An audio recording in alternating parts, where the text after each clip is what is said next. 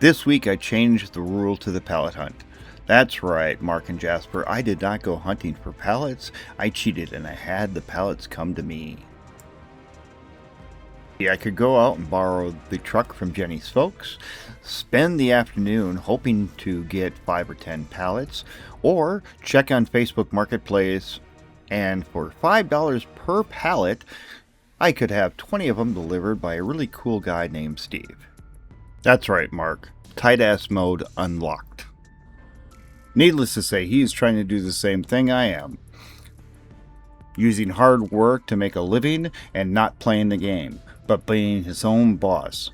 So yes, I spent $100, saving me time and helping support a fellow business human.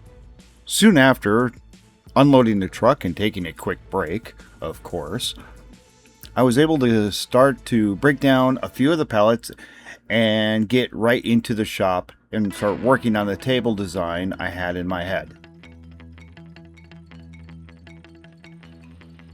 After breaking down enough slats, what I did is I put a straight edge on each of the one side from my handy jig, and then I proceeded to cut them all at a 45-degree angle, which that flat surface on the far side made it really easy to keep those angles as close as possible. I've had an idea for a chevron design table, so that's what I'm working on.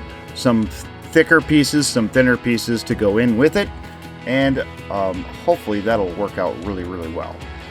I will tell you, working in this shop when it feels like it's 1,000 degrees is always killing me every day. But I was able to start with the 45s. I started just doing a rough sand. I used 60 grit just to kind of smooth them all out, because these came off really rough from the pallet than normal. Now here's the part I tend to get ahead of myself. I always forget until I have a coughing fit from the dust in the air that, yes, personal protection is very important. Make sure that I protect my lungs. Not good. Do not forget this step. Very important step for all of us to remember right from the beginning. Not when you're already partly into sanding for like 20 minutes or a half hour.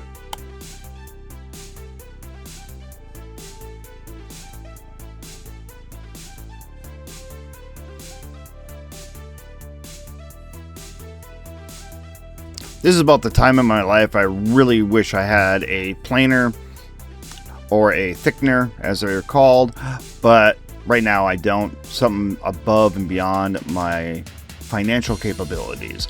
So sanding all these down one by one, I'll tell you what, my hands were tingling all the rest of the night. It does kill me.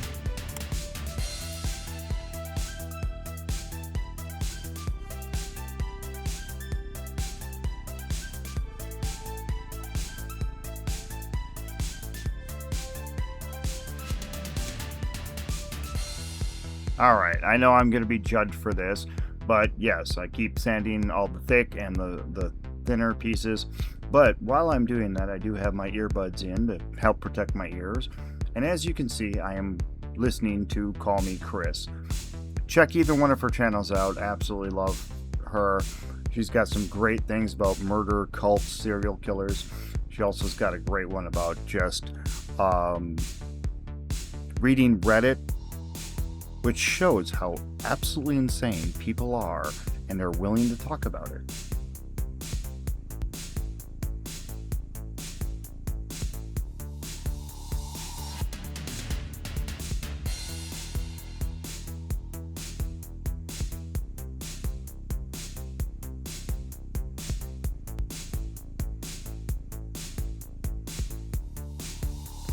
This is the part I love the most when doing any kind of designs. I love laying it out, trying to figure out exactly what everything's going to be, and a rough idea of how it's going to look by the end. But laying out these chevrons is so much fun. This is where the satisfaction of starting to see everything come together really kicks in for me. I love it. Personally, what I try to do is, knowing that there's different types of wood coming from these pallets, I try to layer the wood in in different colors, different sections every couple of steps, just so nothing is blasé, nothing is meshed together. It's going to have a different grain, it's going to have a different color. Even though I'm staining it at the end, it will look slightly different every step of the way on that chevron. I think that makes everything pop out immediately.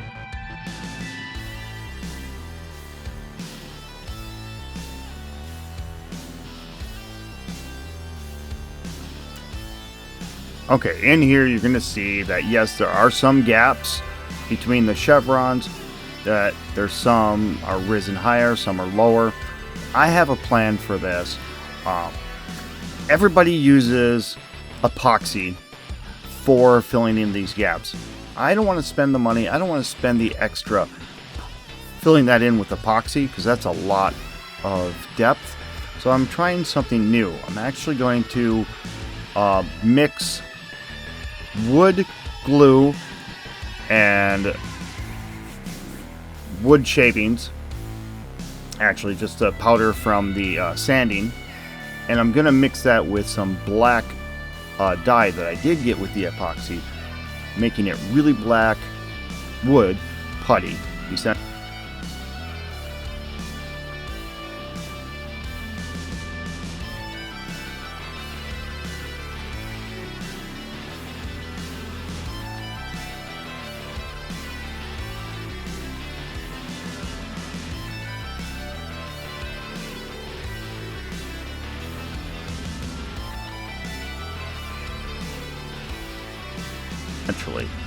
Just like this. This is exactly what I did.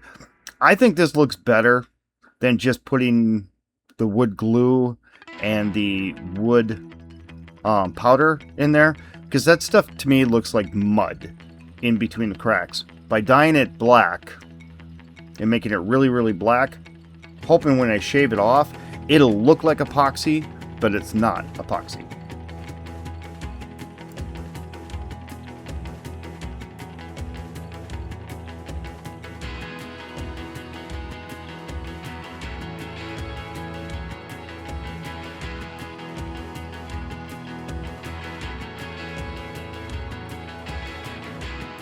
Alright, yeah, this is probably the hardest part of this entire build.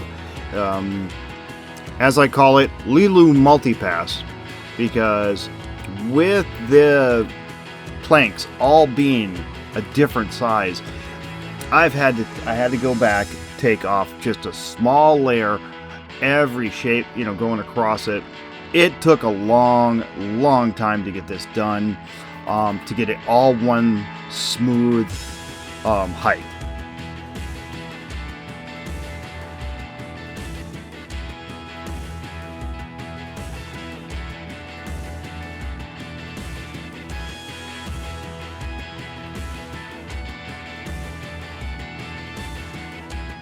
Like I said earlier, having a thicknesser or having a planer would fix this problem, but right now, not in the financial dice, but as you can see, as it's coming off, you can see the wood glue, some of that getting shaved off.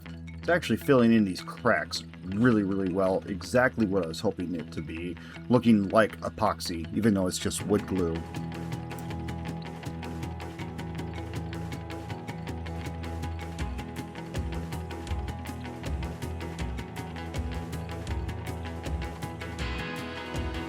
I swear, by the end of doing all that and getting this smoothed out, I had about 2 pounds or a full kilo of wood shavings in my socks.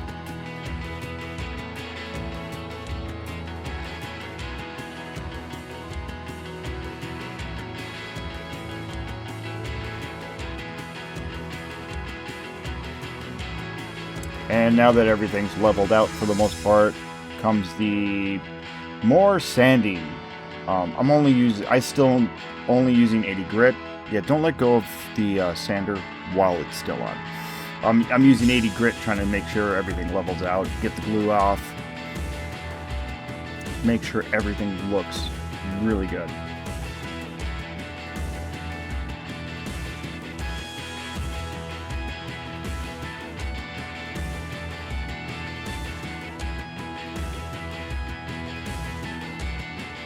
In this part, I had to go back. I had to level it out a little bit more.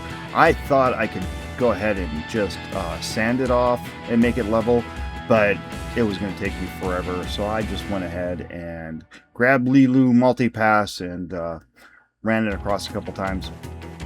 Get it right where everything needs to be level.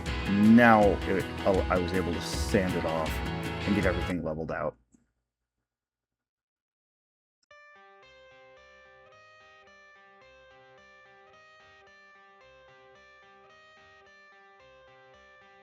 First thing I've learned about woodworking is if you don't have patience, you're never going to do anything and get it done.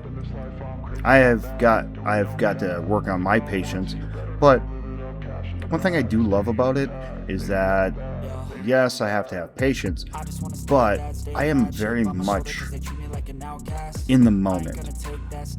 I love woodworking for being in the moment, in the second that I'm actually doing something. Most people can't say that in their life. I'm sick of being cautious. I'ma go cause something, can't stop this. I'ma steal everybody's lane, call it shoplift. Sick of hearing everyone complain when they thought. When I first tried to cut this, I didn't use the track saw. I just did it freehand, and man, did I miss bad.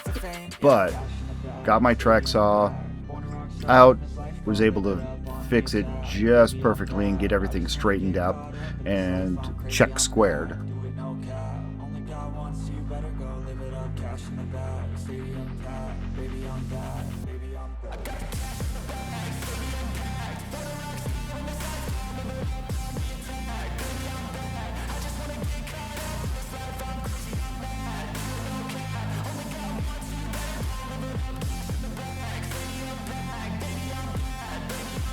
This is the part I love the most. This is the big time payoff, the money shot, whatever you want to call it. I took a little bit of stain, actually mixed it with mineral spirits just to thin it out a little bit, and everything came out really nice. It's not too dark, but it still holds those lines. It still holds the different coloring of the different types of wood. That was where it's perfect.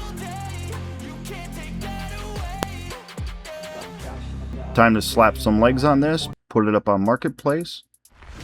Tell me what you think. Did I do good this time? Am I improving? I need to know. See you next time.